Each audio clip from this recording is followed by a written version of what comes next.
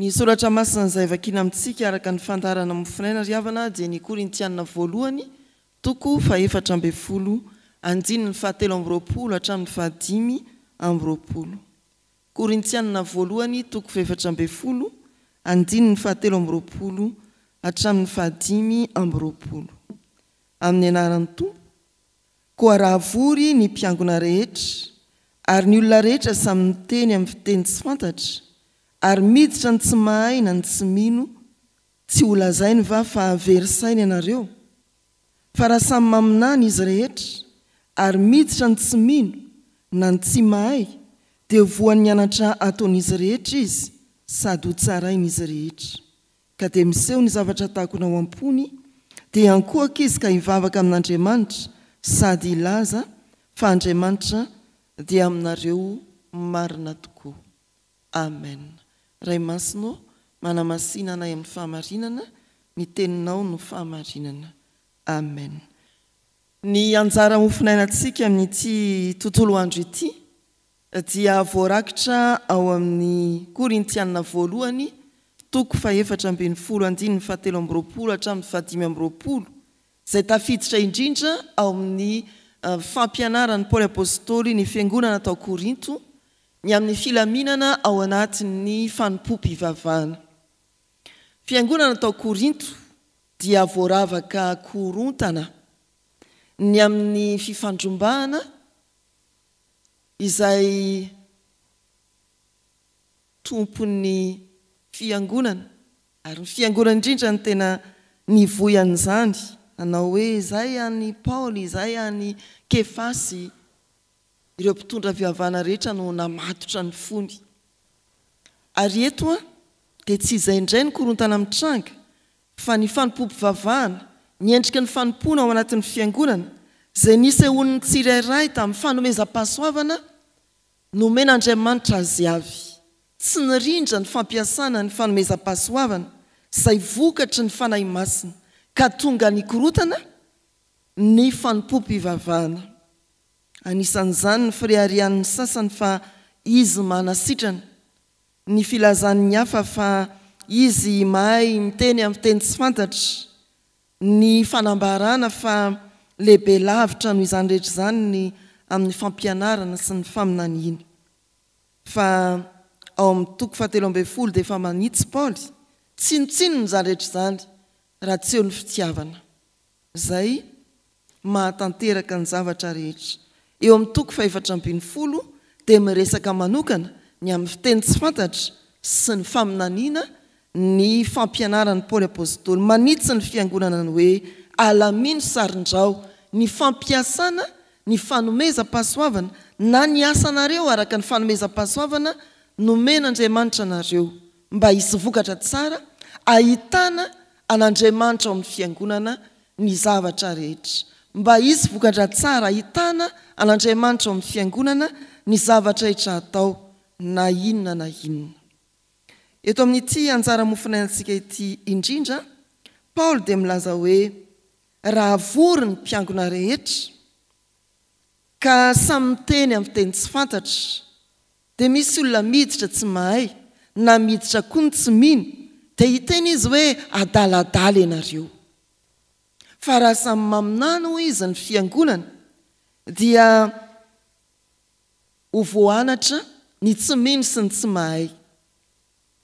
Azava tarafy ny faminaniana ataon'ny fiangonana ny ao am-pony ka ho tonga amin'ny fibebahana izy, dia anaiko hoe Andriamanitra dia ao aminareo marina tokoa. Mamory vokatra ho an'ny Tompo. Nisy lehilahy anankiray nikatroka mafy tamin'ny famolem-bary. Rehefa nikiry dia nikiry ary nikarakara fatratra ny tanimbary izy, tonga ny fihotazana dia maloka ny endriny satria tsy arak'izay nampoziny ny vokatra izay nitazana teo, ny kely ana fatratra izy. Dia hoy izy tamin'ny namany mpiara-mamboly hoe tena diso fanantenana fa niezaka mafy kanefa tsy nahazo vokatra ho ahy. Dia hoy ilay mpiara-mamboly hoe izay no nahadiso anao. namokatra ho anao ianao tsy nahazo vokatra ho anao ianao fa ny ataontsika dia ny amokatra ho an'ny tompony tany. Mampatsiaro ny soratra masina hoe izay rehetra ataonareo dia ataovy toy ny ho an'ny tompo. Tsy hoe ny fandraisana anjara aty amin'ny fiangonana ihany zany ry havana fa ny zavatra rehetra ataontsika dia hitadiavana vokatra ho an'ny tompo. Ny asa mandrara anao, ny asa fanomponao, vokatra ho an'ny tompo fa tsy vokatra ho anao. Dia ary sika eritreritra ao anatin'izao andinin-tsoratra masin'izao, inona ny tiany tompo ho lazaina amintsika. Eo amin'ny andininy 420 no tena ho raisitsika amin'ny anaran'ny tompo manao hoe fa raha samy maminany izy rehetra ary miditra ny tsy mino na ny tsy mahay dia ho voan'ny anatra ataony izy rehetra sady ho tsarainy izy rehetra. Ny faminaniana dia tsy hoe filazana zavatra ho avy fa ny faminaniana dia filazana afatra mifanandrify amin'ny fiainan'ny itenenana. Raha faminaniana ao amin'ny fiangonana dia ilazana zavatra mifanandrify amin'ny fiainan'ny fiangonana. Raha faminaniana eo anivon'ny vahoakan'Andriamanitra dia ilazana zavatra mifanandrify amin'ny fiainan'ny vahoakan'Andriamanitra ankapobeny na ny tsirairay. Faminaniana eo anivon'ny firenena dia filazana ny afatr'Andriamanitra mifanandrify amin'ny zava-mitranga eo amin'ny fiainan'ny firenena. Ny faminaniana lazain'ny Paoly apôstôly eto dia faminaniana miantefa amin'ny tsirairay ka ikendrena vokatra anindrona ampony sambatan'olona ahatsiarovany ny fahatsoany ka androsony amin'ny fibebahana. Hoy izy voan'ny anatra ataony izy rehetra izy sady ho tsarainy izy rehetra. Izay ilay faminaniana eto ry havana, miantefa amin'ny tsirairay, afatra avy amin'Andriamanitra miantefa amin'ny tsirairay, anokatra ny fonony tsirairay ho an'ny teny, hitarika azy amin'ny fahatsiarovan-tena ho mpanota, hibebahany ary hafantarany fa eo amin'ny fiangonana Andriamanitra.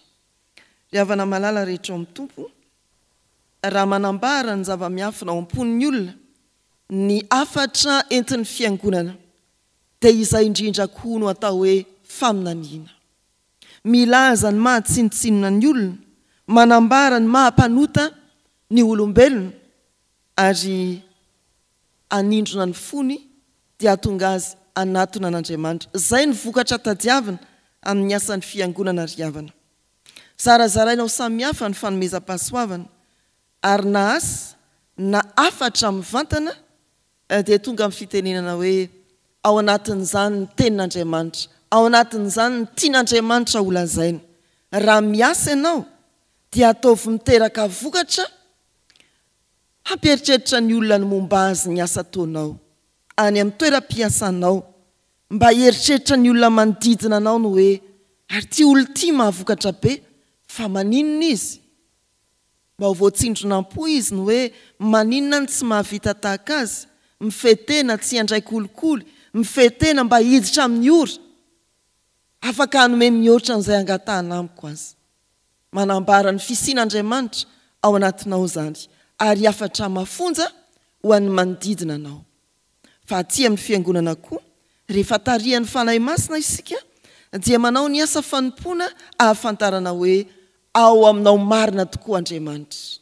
Aty amin'ny fiangonana rehefa miazakazaka amin'ny fanarahan-diny tompo isika dia afatra mavesatra ho an'ny mpiara-mivavaka izany ahitany fa iny olony dia ho amin'ny marina tokoa Andriamanitra. Voatsindrona am-po izy ka heritreritra ny momba ny tenany. Ry havana malala rehetra amin'ny tompo, indraindray ny fiangonana dia voafandrika ny amin'ny hoe andeha rindra tsara ny liturjia, kanefa ao dia misy olona te hisongadina ihany.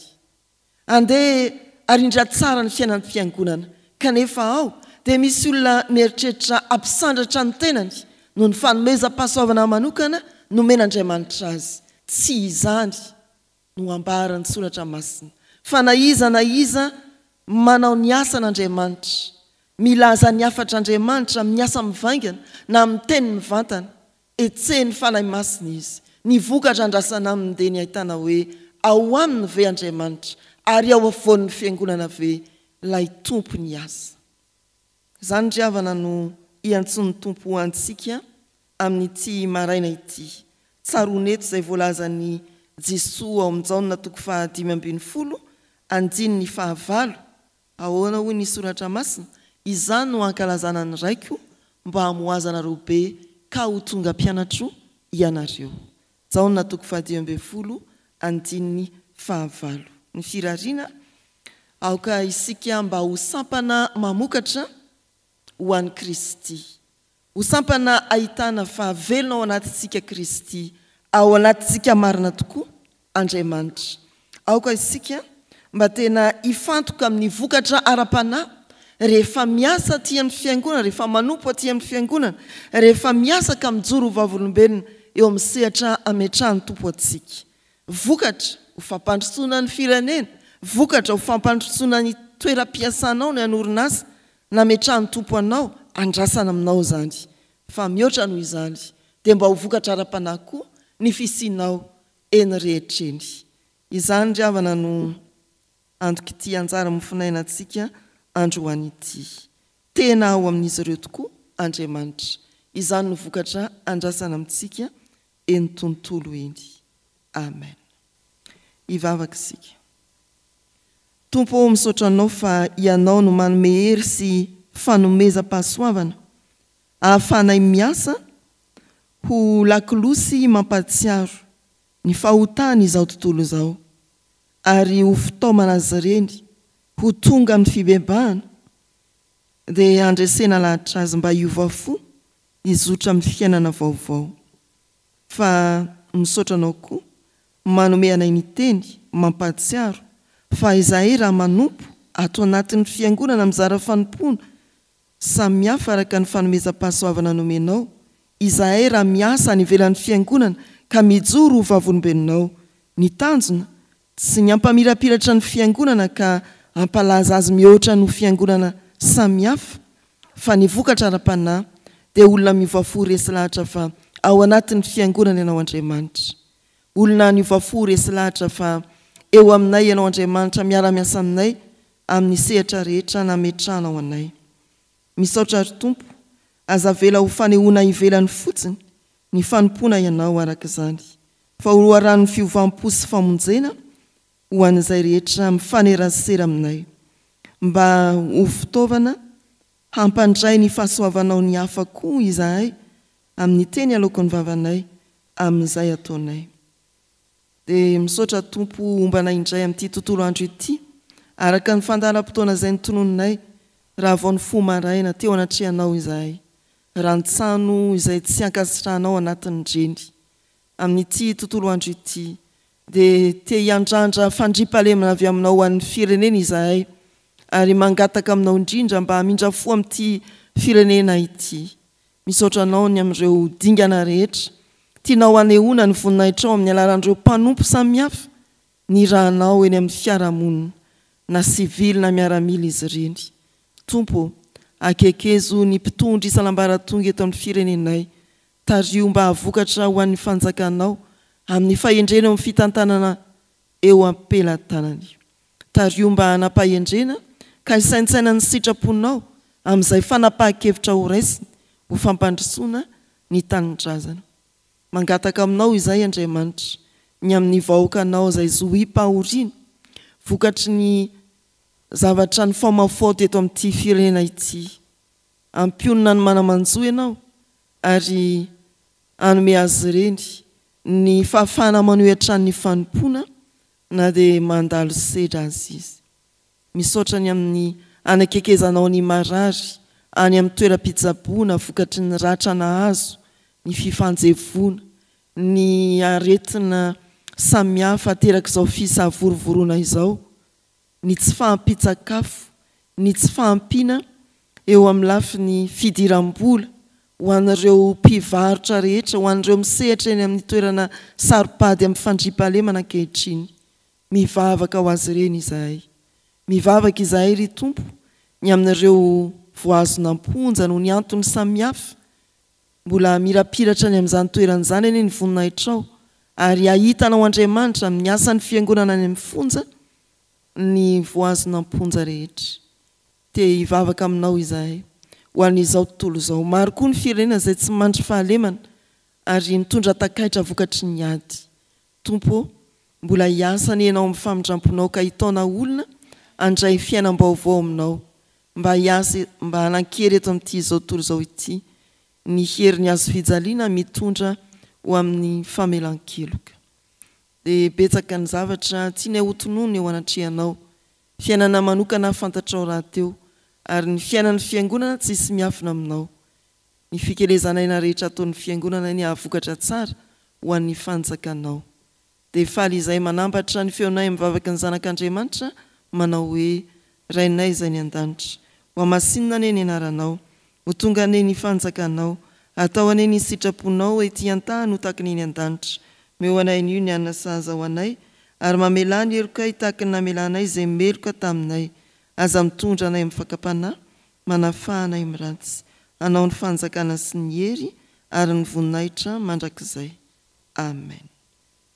Raiso amin'ny fahatokiana ary ny tsodrano atolotra amin'ny anaran'ny Tompo. Jesosy Kristy Tompontsika sy Andriamanitra raintsika izay efa tiantsika ka nanome antsika fampionana mandrakizay sy fanantenana tsara amin'ny fahasoavana no hampionana ny fonareo anesy hampahery anareo amin'ny asa sy ny teny tsara rehetra. Amen.